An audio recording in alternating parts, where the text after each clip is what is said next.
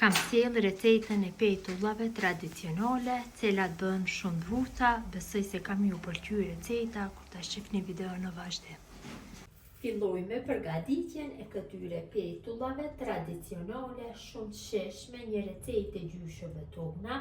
Në një hin të madhe shtoj 500 ml me qumësht. Ju mund të 2 fishoni ose 3 fishoni masat qofse i përgatitni për raste të ndryshme festive.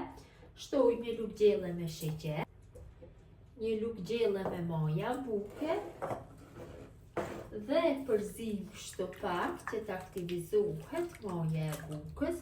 Përgatitja e brumit është shumë e thjeshtë, pra vetëm bëni përzierjen me lugë, nuk nevojitet që brumin ta punoj me dorë. Shtoj një finxhan me kos, kosi duhet jetë në ambient dhome, nuk duhet të jetë direkt nga frigoriferi. 3 lugë gjelle me vaj dhe një vezë. Tash masën përsëri e përzi mirë. Kam përzier masën, kam harruar që të cek se qumshti duhet të jetë i ngrohtë, mirëpo jo shumë i nxehtë. Tash e shtoj në millin. Gjithsej për këto masa duhet në rreth 1 kg me mill, mirë pas njëherë nuk dihet fikse. Shtojmë një pjesë dhe kontrollojmë trashësinë sepse duhet na del një brum i ngjitur. Shtojmë një lugë gjelle të mbushur plot me krem dhe fillojmë që ta punojmë kështu brumin. Derisa ta arrijmë trashësinë e dëshiruar, shtoj mill, pra nuk e punojmë brumin me dorë, por vetëm me lugë. Duhet del një brum i ngjitur. Përgatitja e brumit është e thjeshtë, mund ta bëjmë dhe fillestarët. Shtojmë përsërimin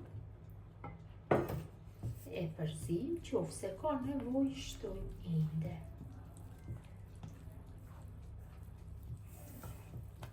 Kam punuar brumin, e vëreni dhe vetë se kam fitu një brum të ngjitur. Mjaftueshëm është i trash brumi.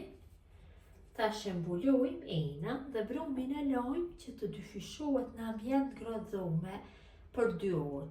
Pasi është koha e ftohtë, po të jetë stina e verës e pranë verës do i nevojitet 1 orë e gjysmë.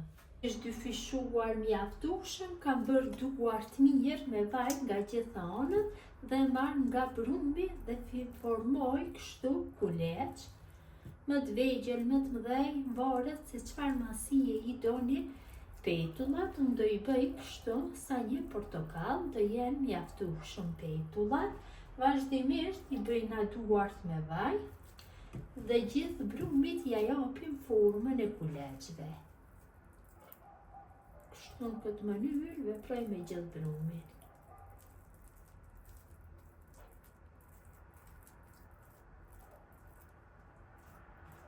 I vendosi kështu tek tepsia e lyer me vaj, patjetër duhet jetë tepsia e lyer me vaj, se për ndryshe brumi do ngjitet për tepsia dhe kuleç do e prishin formën.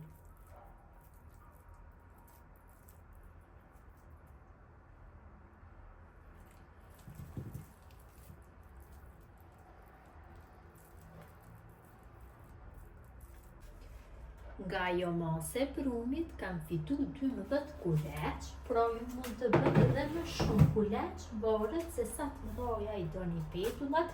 Unë do i bëj më të mëdha. Tash marr një tigan dhe në të shtoj vaj, dikon 300-400 ml, dhe në temperaturë mesatare do e nxehi vajin mirë. Vaji është nxehur mjaftueshëm. Këtu në enë kam hedhur pak vaj dhe vazhdimisht i bëj duart kështu me vaj, sepse tash përsëri duhet bëjmë tërheqjen e brumit. Marr kulaçin e parë dhe filloj që të bëj hapjen. Kam marrë një tigan me masi më të madhe dhe në atë masi do bëj hapjen. Pak më të holla, më lehtë do bëhet fërgimi. Qofse i leni më të trasha, pak më problem është bëhet fërgimi.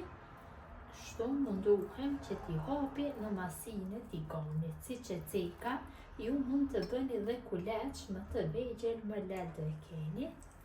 I vendosim kështu. Dhe në fillim i fërgoj nga një anë dhe më pas i kthej nga ana tjetër.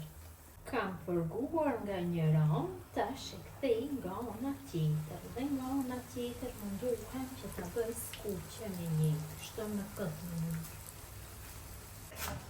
E largoj nga vaji dhe vendosim në një fjalë ku kam vendosur recetë, një përdorymshe që t'ja largoj vajin e tepërt. Në mënyrën e njëjtë vazhdojna me përgimin e gjithë petullave, duke i tërheq kështu në dorë dhe duke i vendosur në vaj, duke i fërguar nga të dy anët në mënyrë të njëjtë. Dhe fërgoj nga të dy anët.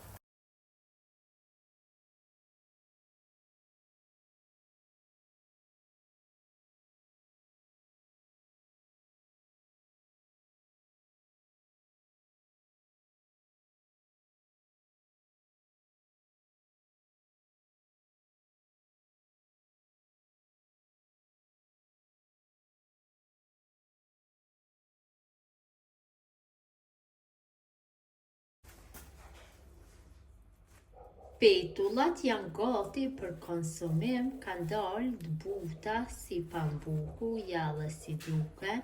Besoj si u ka pëlqy motra dashura mënyra se si përgatis unë petulla, recetë e gjyshës. Gjithë ju që i përgatisni në këtë mënyrë ju bëfshin mirë. Ju faleminderit që ndani kohë vazhdimisht për recetat e mia, jepni komente të bukura, mirëmbëjtje nga sofra shqiptare deri në recetën e radhës.